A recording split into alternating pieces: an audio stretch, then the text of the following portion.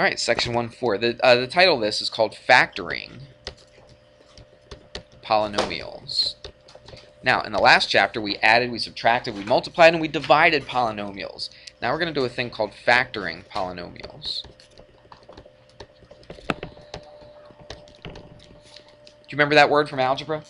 Yeah, you did it in Algebra 1. You probably didn't get real deep and heavy into it, but in Algebra 2 you should have.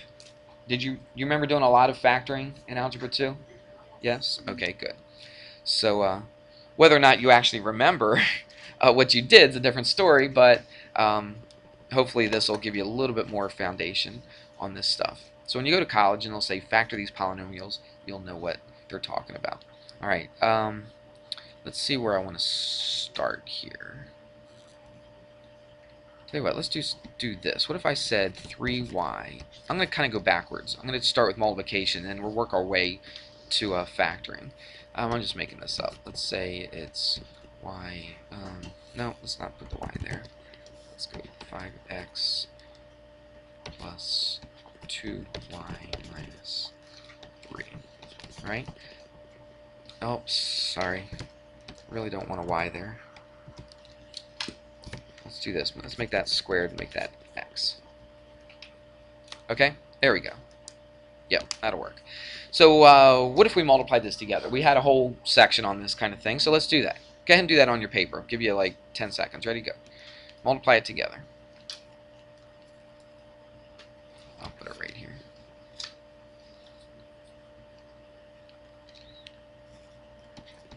Okay, you should have gotten something like this.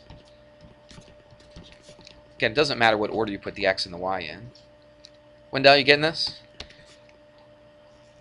Let's join us here. Let's try this problem. xy minus 9y. Okay, that's what I want right there. Everybody see that?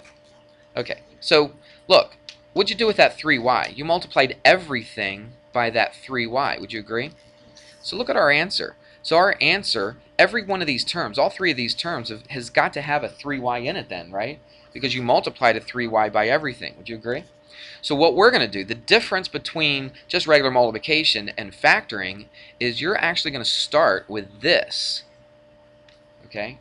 And you want to end up with that, with this whole thing right there. That's the difference between just regular multiplying and factoring. So you're starting with this, you want to end up with this. When we say factoring, when, I don't know, pre-algebra or whatever, probably even when you're a little kid, when you first learn multiplication. When did you first learn multiplication? Like 3rd grade or something like that? 2nd grade? Did I ever tell you my multiplication story? Probably not. I haven't told you any stories in here, have I? When I was, do you see my Australia wall over there? I lived in Australia for 2 years when I was a little kid. My dad got to, let me finish. My dad got to work in Australia as a school teacher, and he took his family, and I was 8 years old when we went over. I was in 2nd grade. Well, in 2nd grade in America, we had not learned our multiplication tables yet. We hadn't started them. I guess they do it in 3rd grade. Well, when I moved to Australia, for some reason, their school year ran different. They were kind of like all year round school. They didn't have like a big old summer vacation. So so when I went over there, the kids my age were already in 3rd grade. And guess what they were learning already? Their multiplication tables, and most of them already knew them. So I went over to 3rd grade, you know, even though I was the same age as these kids, but they were a little ahead of us. And so I had to learn my multiplication tables like quick. So my dad was a teacher. He learned, you know, he found out that I didn't know my multiplication tables, and these kids did. So I remember, I almost said he locked me in the room, but he didn't really lock me in there. He told me, he said, go to your room and learn the multiplication tables. You know, I'd learn them daily, and sometimes I wasn't that good at them, and he would bring me in. He'd be in the living room reading the paper or something like that, and he would bring me in and say, all right, and he'd quiz me, okay, you know, 2 times 3. You know, probably did one of these things with my fingers, I don't know. 6, okay, good. And he'd give me, and then, you know, 8 times 7. I'm like, 8 times 7, you know, I'm thinking, up, too slow. Get back in there and learn them, you know, and that's the way. And it's amazing I'm a math teacher today. I can't believe it, because I hated it. I would go, and there were times, look, I was 8 years old, so laugh at me if you want. But I would go in my room and I would just cry because I wanted to go play with my friends. I would cry learning the multiplication tables. That's my background with math and multiplication tables, okay? But I eventually did learn them. All right, so I remember specifically I learned my multiplication tables in Australia in 3rd grade. Miss Davis was our teacher. She was really nice. She was one of those young teachers, and she was real pretty and stuff. All the boys had little crushes on her and stuff like that. You know, that was Miss Davis. So she's probably real old now, because I'm, 46, and she probably had to be at least probably close to 20 years older than I was. So, yeah, she's in her 60s. That's crazy. Oh, my goodness. I'm so old now. All right, but remember this. Sorry, little tangent. Remember this. What was the answer to a multiplication problem? You learned that back when you were a kid. What was it? It was a product. But what were the two numbers that were actually being multiplied together to get the product? They were called the factors. That's right. So that's exactly what we're doing. This is our product right here. Okay, this is our answer to the multiplication problem. What are we trying to find? We are trying to find the what? The factors. See, there's this 3y is a factor, isn't it? And this 5x squared plus 2x minus 3, that's a factor as well. All right, so what we're trying to do is we're going to factor the polynomials. We want to find out what is being multiplied, right, to get this polynomial. Does that make any sense? All right, so let's do one from scratch. It's actually a kind of easy one. 9y to the 5th plus y squared. This is kind of like backwards multiplication. All right, it does have some division in it. It's kind of like backwards. So this is kind of like the answer. We want to find out what is being multiplied together to get this thing right here. So what we do is we find something that's in common with these things. Let's go back to this problem. What was in common with this, this, and this? Look at the numbers, 15, 6, and 9. What divides evenly into 15, 6, and 9? A 3, right? What else is in all three of these terms that's the same? A y. There's a y here, and a y here.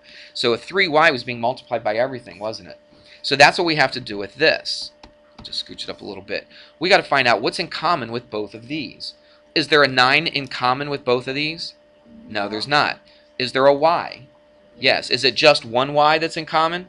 No, it's y squared is in common with both of those. So that's our greatest common factor. You remember that, don't you?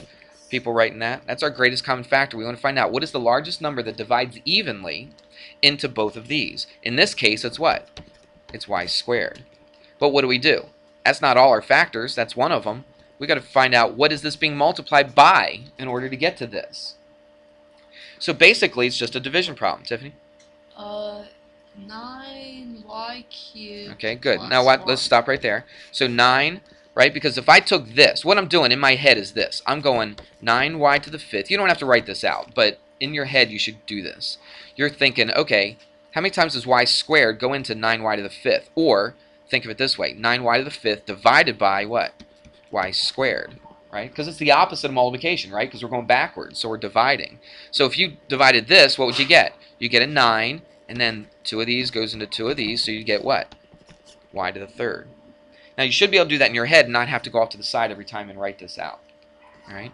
Plus, again, let's write it out, but you shouldn't have to. What are we doing? We're saying how many times does y squared go into y squared? So y squared over y squared is what?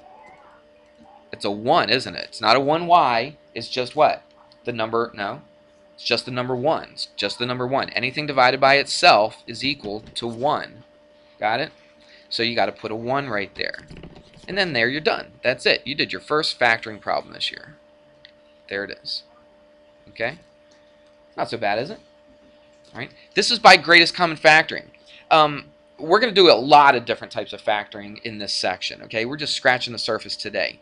The first type is by greatest, and you might want to write what these words or these letters stand for. Greatest common factor. And you're even going to see on the worksheets that I'm going to give you. It's going to say factor these by finding the greatest common factor.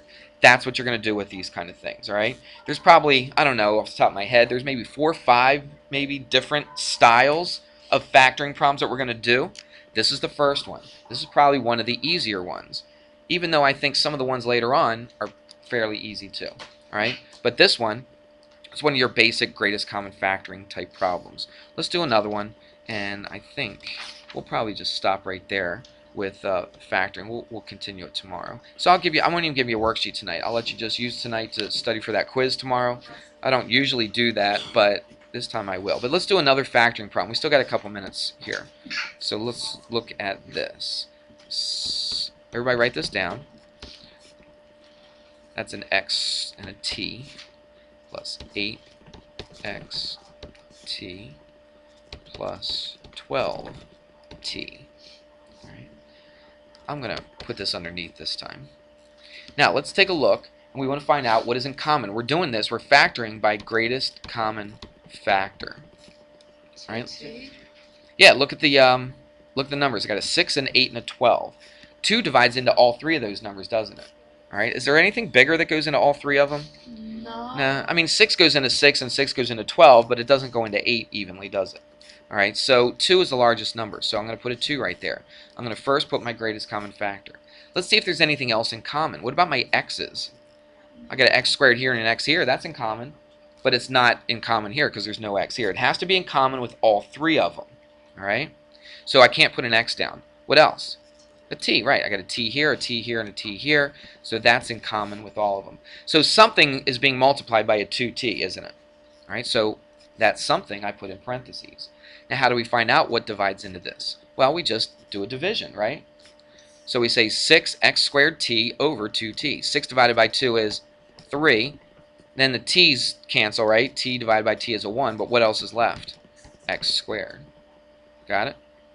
Plus, do the same thing here. 8 divided by 2 is 4. The x, you got to put an x there because there's no x here. And then t divided by t is 1. I got a 4x. Plus, 12 divided by 2 is 6. T over t is 1. 6 times 1 is 6. There you go. And there's your second factoring problem. We got one more to do. Let's do this real quick. This is a little bit trickier. I think I might have maybe 1 minute. Maybe not.